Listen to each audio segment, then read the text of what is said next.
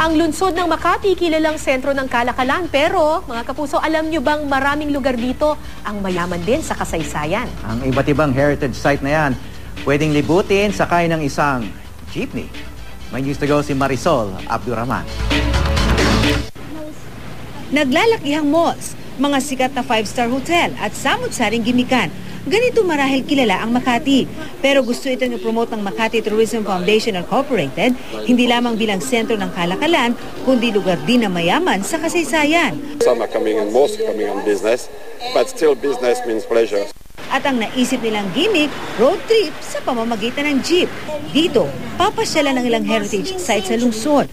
Gaya na lamang ng simbahan ng St. Peter at Paul na ginawa pa noong 1620, ang Guadalupe Shrine, American Memorial Heritage, ang libingan ng mga sundalong Amerikano na namatay noong World War II at iba pang tanawin na ipinagmamalaki ng syudad. Pinagtutulong-tulungan namin ngayon with the private sector in the tourism industry in Makati na maipakilala rin yung ibang mga dapat naman makilala.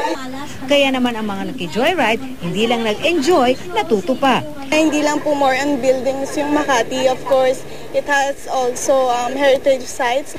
Marami akong napuntahan sa Makati na hindi ko alam na existing. Like the church. Sa kabila naman ng kanselasyon ng ilang chartered flights mula Taiwan, patuloy raw na masigla ang turismo ayon sa Philippine Tour Operators Association o PhilToa, at marami daw sa ating mga suki galing ng Taiwan. Because at the end of the day, negosyo yan eh.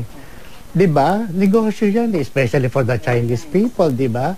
Sino ba ang nawawalan dito? Alam nga naman na itigil nila yung negosyo nila, samantalang marami pa namang mga Taiwanese na gustong pumunta sa Pilipinas. We have many that is booking with us, businessmen as well as tourists.